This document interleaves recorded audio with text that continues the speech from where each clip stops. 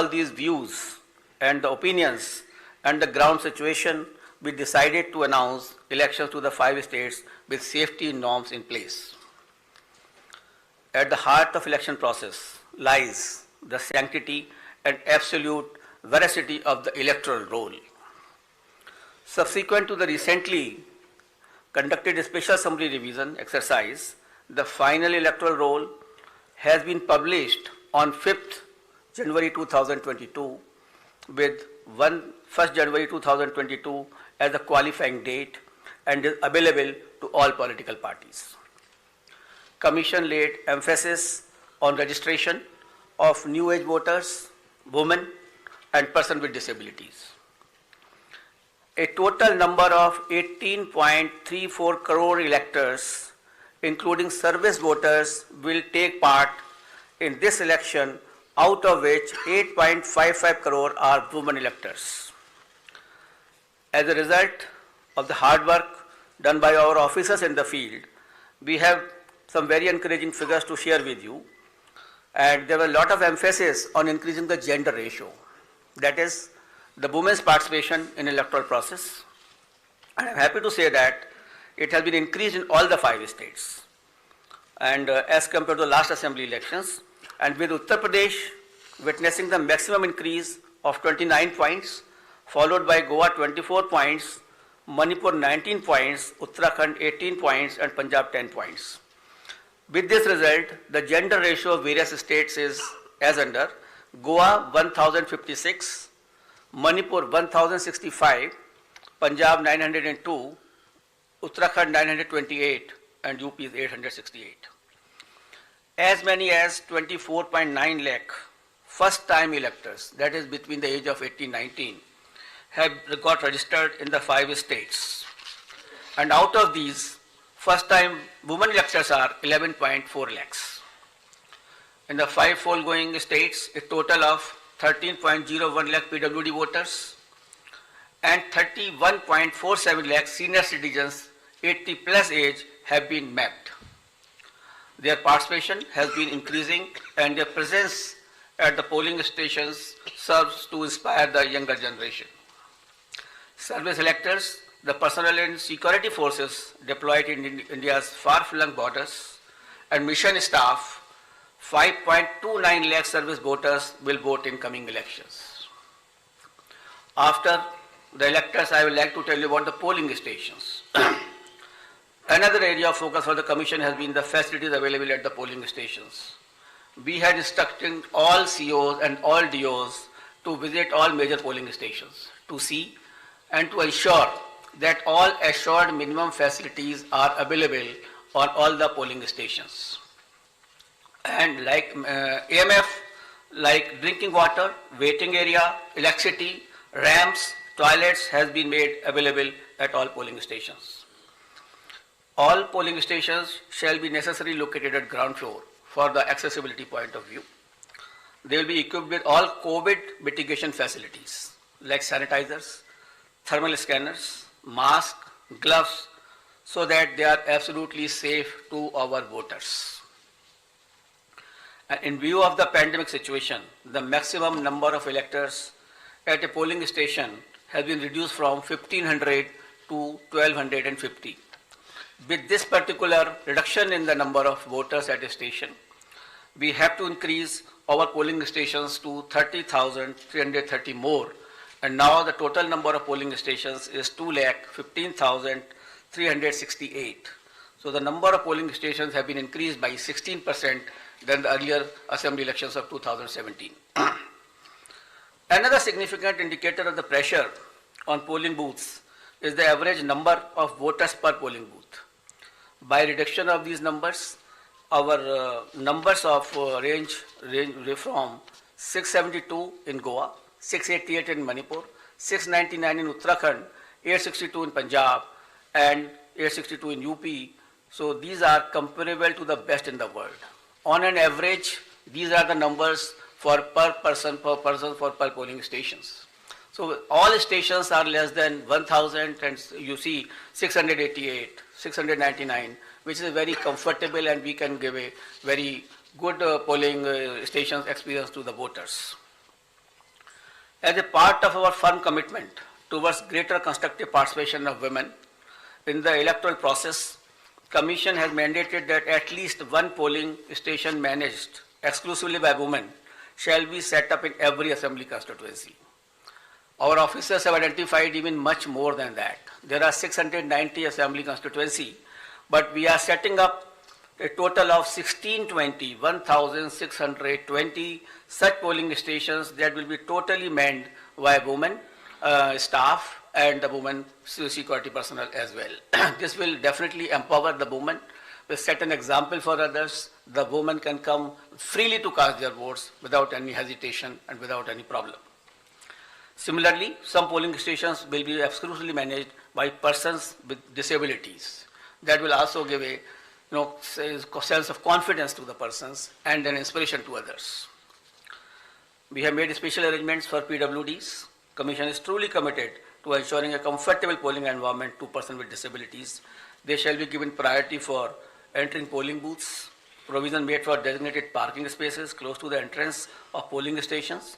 Volunteers shall be available to facilitate PWDs. Wheelchairs will be arranged. All polling stations will be having a gentle ramps so that there should be no problem to our persons with the disabilities. We have made arrangement for the postal ballot facility for absentee voters, and 3 types of absentee voters have been identified. That is the senior citizens with the age above 80 plus, the PWDs with the benchmark disability, and those who are COVID affected. A polling team consisting of 2 polling officials along with a videographer and security will then go to electors' house along with the voting compartment and get the electors to vote on the postal ballot. That is just like ECI at the doorstep of the voter. Candidates will be provided a list of such electors along with route chart and a schedule so that they may send their representative accordingly. Therefore, there is absolutely transparency as far as this absentee voter is concerned. We have also given a facility of online nomination to the candidates. This is an optional facility, and we would like the candidates should use this facility so that the physical contact can be reduced and online facility can be fully utilized by the candidates who are coming for contesting the poll. Friends, another important issue is the candidates with the criminal cases. Each and every voter has a right to know the background of the candidate. Among other measures to ensure ethical elections, emphasis is also given on mandatory publicity of criminal antecedents. Candidates with criminal antecedents are required to publish information in this regard in newspaper and through television channels on 3 occasions during the campaign period. Besides this, it is also mandatory for political parties to upload on their website at the home page detailed information regarding individuals with pending criminal cases who have been selected as candidates, along with the reasons. The political party will have to give the reasons as to why this particular candidate has been selected and no candidate without any criminal antecedent was selected, and benevolity is not the criteria for the same. And the details will be published within 48 hours of the selection of the candidate and not prior to 2 weeks before the first date of filing of nomination as was done earlier. The details of such candidates will also be available on Know Your Candidate. That is an app developed by the ECI. Measures for ensuring peaceful and transparent polls. All critical events will be videographed to closely monitor the proceedings on the poll day without violating the secrecy of the voting process. The Commission has directed that arrangements for webcasting shall be done in critical polling stations and all polling stations in vulnerable areas, or at least in 50% of total polling stations, including auxiliary polling stations, whichever is higher. We have seen the preparations of the officers in this regard. The officers have been guided that absolutely on objective criteria, the critical stations and the vulnerable areas should be selected. And I'm happy to say that at least more than 1 lakh polling stations across the 5 full-pound states, which is roughly 60% of all polling stations, are covered by webcasting. To ensure further transparency, the officers of the civil services drawn from IAS, IPS and IRS and other account services shall be deployed as central observers in the coming elections. nearly 900 observers, general observers, police observers, and expenditures observers will keep a watch on every aspect of elections in the field. The special observers will also be deployed if necessary. Another important issue is the expenditure monitoring. As you are all aware, that only 2 days before we have increased the limit of candidates for the ensuing elections as far as the expenditure is concerned, from 28 lakh to 40 lakh. As per revised limits pertinent to these 5 elections, the limit on candidate expenditure for the state of Punjab, Uttarakhand and UP will now be rupees 40 lakh, and for Goa and Manipur it shall be rupees 28 lakhs. And this is also has been increased in view of keeping the digital modes of communication and the campaigns. The Commission has zero tolerance towards abuse of money power and misuse of the government machinery, as some of the political parties have mentioned to us. Officials have been instructed to monitor expenditure-sensitive constituencies and ensure comprehensive and coordinated actions. Conducting inducement-free and ethical election is of a prime importance for the Election Commission of India. Commission, wherever had gone to all the 5 states, held meetings with all enforcement agencies, whether it is from income tax, the DRI, the excise department, the railways, the airport authorities. All enforcement agencies were met. We met all the enforcement agencies. We saw their positions. We directed them that no illegal money, no illegal, this alcohol or any freebies or drugs can be distributed. They will have to, increase their efforts in this regard. We had monitored the seizures which were made by them so far. We have asked them to expedite the seizures. We have asked them to block the flow of liquor into their states which are poll bound. So a comprehensive plan has been prepared by them also. And again, when we will go, we will have to examine it. We have to see that we are absolutely for inducement-free elections in all the 5 states. Voter EVMs in all the polling stations, the EVM and VVPAT will be utilized, and Commission has already made arrangements to ensure availability of an adequate number of EVMs and VVPAT for the smooth conduct of elections. I'll also mention about the important IT tools which are important for the election purposes. And the first is the Suvidha app, which has been developed for all political parties, and they can fix their campaign areas. They can ask for the grounds through that app. They need not to require to go to any place, to the DO's office, or there is an app on which they can directly apply. And the PWD app is also there for the person with disabilities, and definitely they can ask for the wheelchair, the free transport facility, and other whichever facility they require, so that they can facilitate their movement to the polling stations. An important app is the C-Vigil application. We would like, for any election purpose, it is Jan Bhagidari, the pupil participation, which is important for any good election. Therefore, the C-Vigil app should be used by all persons, general public, the voters, and that particular app can be downloaded, and any incident of violation of MCC, distribution of freebies, distribution of money can be uploaded on that. You just take a picture, click it, send it. And within 100 minutes, the Election Commission of India's officer will definitely reach to that place, because automatically latitude and longitude are available with us on that particular thing. So C-Vigil is a tool which empowers the public to clean the system. And we request and we earnestly request the persons that they should use this C-Vigil app. And it has been used also by some of the states where very good results had come to us. And by this methodology, even the candidates, the political parties and ECI will have a complete control that where is the freebies distribution or the defacement of the property of anything like that, or a violation of MCC, that will come immediately to our notice, and action will be taken accordingly. The model of conduct of court, the MCC, comes into effect immediately from the announcement of schedule Commission had made elaborate arrangement for ensuring the effective implementation of MCC guidelines, and any violation of these guidelines would be strictly dealt with. I also like to mention about the sweep activities. Friends, sweep initiatives, that is the systematic voters education program which we have, is a very important program through which we reach to the voters, and we want voters to be aware about their rights. Voters should be aware about the polling booth safeties. The voter should be should know how to how to go to the polling stations, how to cast their vote, how to use EVM. So this is the basic thing, and how to increase the participation of the voters. That is a very big thing before us. So through our sweep activities, we will make outreach programs to our voters to make them aware about the safety standards at the polling booth, so that they can be assured that the polling booths are absolutely safe. We will tell them about the assured minimum facilities which are available on the booth. And similarly, a voter's guide, a small voter guide, will also be provided to the voters along with the EPIC card.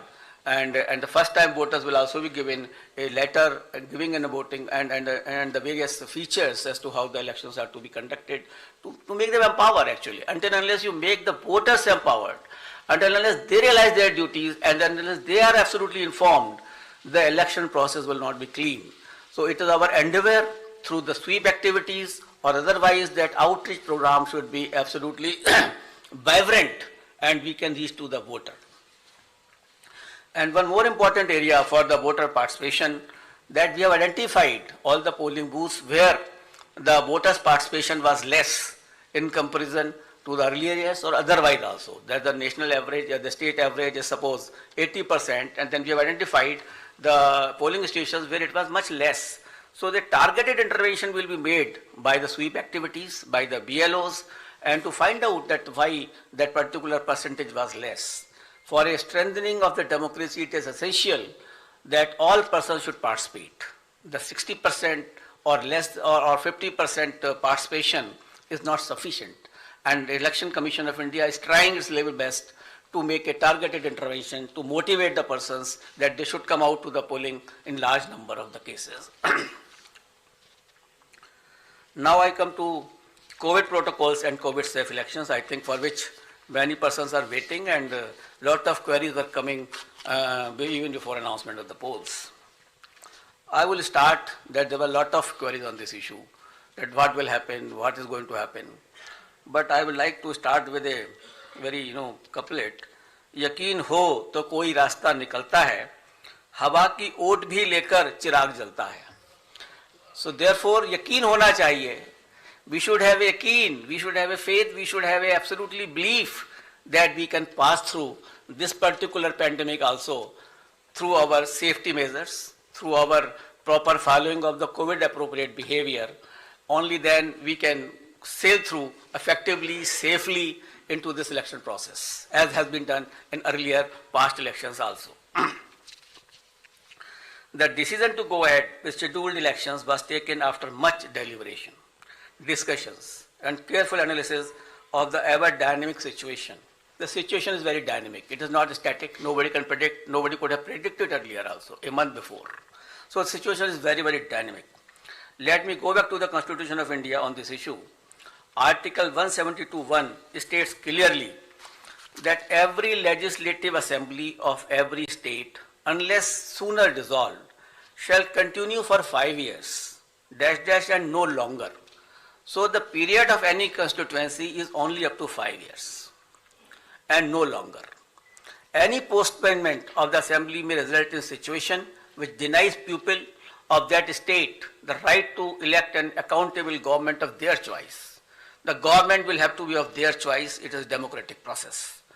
Democracy forms part of the basic structure of the Constitution, and holding of timely election is the essence of maintaining democratic governance, and this task has been given to the Election Commission of India to hold timely elections. Commission has directed that all central state government officials deployed for election duty shall be doubly vaccinated. So all the officials who will be on the election duty will be doubly vaccinated. On the recommendation of the ECI, the Union Health Ministry has issued orders on 8 February 2021 that all election officials and employees will be treated as a frontline workers, and all eligible officials shall be given a precautionary booster dose accordingly. So these persons will also be given a booster dose, the precautionary dose also. With this, my all polling officials who are on the poll duty will be fully safe. So I have spoken that my booths are safe because my booths are fully sanitized, and all provisions of the gloves, sanitizer and everything is there. And here are the polling officials who are the safe. We have directed on our visits also and otherwise also, we have directed the chief secretaries of all polling going states to accelerate the first and second dose of vaccination to all eligible citizens above 18 years. Wherever we have gone, in all the polling stations, we have reviewed the situation of the vaccination. And yes, you people have also reported, you have also informed that we have asked the chief secretaries to expedite this first dose as well as second dose to my electors of this country. And let me share with you the vaccination program. They have accelerated the vaccination of the persons of various states. Let me share some vaccination figures with you. Data is on January 7th, 2022. In Goa, more than 95.8% people have been vaccinated with both the doses. So almost all population of Goa has got double vaccination.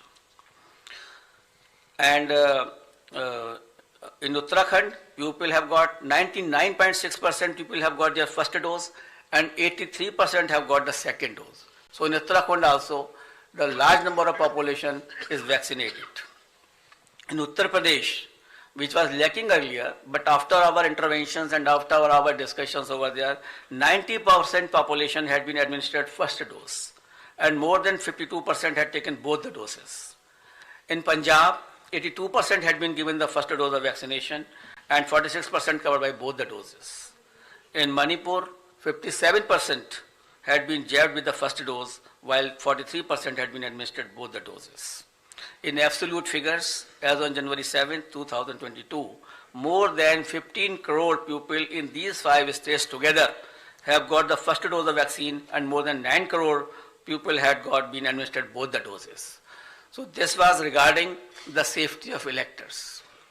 There are 3 components of the elections: polling booth, polling officials, and the electors. So the Commission has taken steps that all these 3 should be the safe area. As far as the electors are concerned, most of the persons have got the vaccination as I have just mentioned to you. The polling officials are doubly vaccinated with the booster dose also. Polling stations are safe, as I mentioned to you, that all sanitizations have been done. And before polling also, all polling booths will be fully sanitized. We have also seen the positivity rate of these states before taking decisions. I'll tell you that the weekly positivity rate in UP was only 0.24%. In Uttarakhand, it was 1.01%. In Punjab, it was 2%. Hello? Slowly. Figures. Acha, figure. In UP, the positivity rate was 0.24%. In Uttarakhand, the positivity rate was 1.01%. In Punjab, it was 2.1%. In Manipur, it was 1.1%. And Goa, it was something around 13% because of the newer party by the outsider in that state. So these are the positivity weekly rates which we have seen and perused by all of us. And we have taken the opinion of medical experts, the Union Health Secretary and other secretaries as I discussed with you. We have appointed health nodal officers at the district, state and assembly constituency level and in all polling states. And in view of COVID concerns, polling time has been increased by 1 hour in all 5 states, and the time will be notified when the notification will be issued of those particular states. In view of emphasis on non-contact based campaign during pandemic conditions, Commission has decided to double the free equitable time allotted to the recognized political parties on Doordarshan and AER during these elections. It is expected that all stakeholders, namely political parties, candidates, campaigners, voters, and authorities engaged in the election process shall be conscious of their prime duty towards public health, safety, and therefore shall abide by the general instructions and other norms of COVID-appropriate behavior as mandated by the respective authorities prescribed. Further, political parties and candidates are advised to conduct their campaign as much as possible through digital, virtual media platforms, mobile-based mode instead of physical mode, ensuring strict compliance of COVID safety norms. And keeping it in mind, the expenditure limit of the candidates have already been increased from 28 to 40 lakh. A detailed guidelines are being issued and which will be given to all of you regarding the COVID guidelines 2022 as to how the political parties, how the election officials, how the EVM persons will be dealt with and will be dealing with the COVID appropriate behavior. But the main point I would like to share with you, the Commission has decided that no roadshow, padyatra, cycle, bike vehicle rally and procession shall be allowed till 15th January 2022. Commission shall subsequently review the situation and issue further instructions accordingly. So up to 15th of January, because the situation is dynamic, it is not static.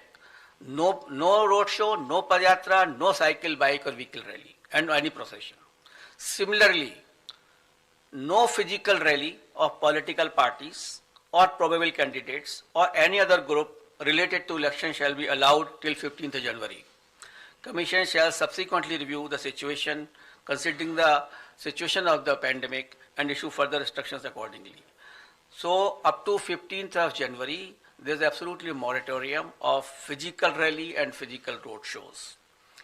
Between 8 p.m. and 8 a.m., no rallies and public meetings.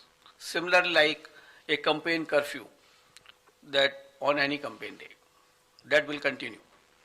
No nukkad sabhas will be allowed on public roads, roundabouts or public streets or corners. Fifth, no victory procession after the counting shall be allowed and not more than 2 persons shall be allowed to accompany the winning candidate or his or authorized representative to receive the certificate of election from returning officers. So we are reducing the physical contact, physical availability, and we are saying that more and more virtual and virtual rallies, virtual campaign should be done. However, physical rallies during the campaign period, if after considering the situation, which is very dynamic and when permitted after the decision of the Commission, shall be conducted subject to adherence to COVID-19 guidelines. The maximum limit of persons allowed for indoor and outdoor rally meetings shall be as per existing directions of SDMAs. For these meetings, political parties shall distribute masks and sanitizer to persons attending and maintain COVID protocol at entry and exit point. Further rallies and meetings shall be allowed only in earmarked places and with prior permission of district administration. Door-to-door campaign, a maximum of 5 persons including candidates, excluding security personnel if any, shall be allowed to do door-to-door campaign. Each political party candidate shall have to furnish an undertaking in the application form under Suvidha that it shall abide by all the extant instructions, guidelines in this regard. So an undertaking will also be taken whenever any rally will be allowed. Later on, when we review the situation after 15th or something like that, only then again also these undertakings, COVID guidelines have to be strictly followed with each and every person who is involved in the campaign. Let me finish him it. After please that, finish. We'll take up your questions thereafter. Non-compliance of instruction, anybody violating the instructions on COVID measures will be liable to proceed against as per the provisions of the Disaster Management Act, besides legal action under IPC and other legal provisions as applicable. And the prime responsibility will be resting with the CS and DO as mandated under the DM Act. And our guidelines specifically reiterate this legal position, and the guidelines will be given to each and every one of you. It is reiterated that in case of breach and disregard to the above guidelines, the Commission will not hesitate in cancelling the rallies or not allowing any further rallies by that party. So the COVID protocol is absolutely quite restrictive and quite strong basically that way, so that we can see that no physical rally will be done up to 15th of January. Media, I would like to come to the media now. Media has always been a friend of ECI and has well played a very significant and positive role in elections. And this time also, we implore them to help us reach out to all stakeholders regarding safety norms and higher voter participation. It is you only who communicate our message to the public. It is you only who motivates them to cast a vote. It is through you only that we send our messages to them. So you are our friend, and you are the person who can help us in achieving our goals. Social media has also become an important component of life, and Commission has been engaging with social media platforms since 2019, and a voluntary code of ethics had come into play, which will also be applicable. Commission has been engaging and requesting all political parties and candidates to ensure that their supporters do not indulge in hate speeches and fake news. A strict watch on social media posts is being kept to ensure election atmosphere is not vitiated in any manner. Any person or organization indulging in such malicious activity will face harsh consequences. Now I will come to the schedule of elections, I think, which you are waiting, and that is something which is very important and a very most important thing. During this time, we have also seen and perused that how the elections were conducted in 2017, how they were conducted in 2012. In 2012, it was done, all the 5 states were done in 9 phases. In 2017, it was done in 8 phases. And now we are reducing it by 1 more phase, and all elections of 5 states will be conducted in 7 phases. I will give you the, I will read it and I will give total 7. All the 5 states combined together will be completed in 7 phases. I will give you a detailed chart, then you can understand more. Should I start? Because for this you are waiting. That will not be complete without starting this thing. And the first date of the issue of notification will be 14th January 2022, and which will start from Uttar Pradesh. This will be the first phase of Uttar Pradesh. The issue of notification is 14th January. Last date of nominations 21st January. Scrutiny of nominations 24th January. Last date of withdrawal of candidature 27th January, and date of poll 10th February 2022. This is the first phase. Now let us come to the second phase, which is a very important phase. In second phase, we will be covering 4 states. Uttar Pradesh second phase, Punjab in 1 phase, Uttarakhand in 1 phase, Goa in 1 phase. So Uttar Pradesh, Punjab, Uttarakhand and Goa. In second phase, Punjab, Uttarakhand, Goa will be over. And here the issue of notification will be 21st January. Last date of nominations 28th January. Scrutiny of nominations 29th January. And last date of withdrawal of candidature 31st January. And date of poll 14th February, that is Monday. Third phase, only Uttar Pradesh. That is issue of notification 25th January. Last date of nominations 1st February. Scrutiny of nominations 2nd February. Last date of withdrawal of candidature 4th February. And date of poll 20th February, that is Sunday. Uttar Pradesh 4th phase, issue of notification 27th January, last date of nominations 3rd February, scrutiny of nominations 4th February, last date of withdrawal of candidature 7th February, and date of poll 23rd February. Uttar Pradesh 5th phase, and first phase of Manipur. Manipur will be done in 2 phases. So on 5th phase, we will be having Uttar Pradesh 5th phase and Manipur 1st phase. Here the issue of notification is 1st February. Last date of notification, last nomination, 8th February. Scrutiny of nominations, 9th February. Last date of withdrawal of candidature, 11th February. And date of poll will be 27th February 2022. Uttar Pradesh 6th phase and Manipur 2nd phase. Here the issue of notification will be 4th February 2022. Last date of nominations 11th February 2022. Scrutiny of nominations 14th February 2022.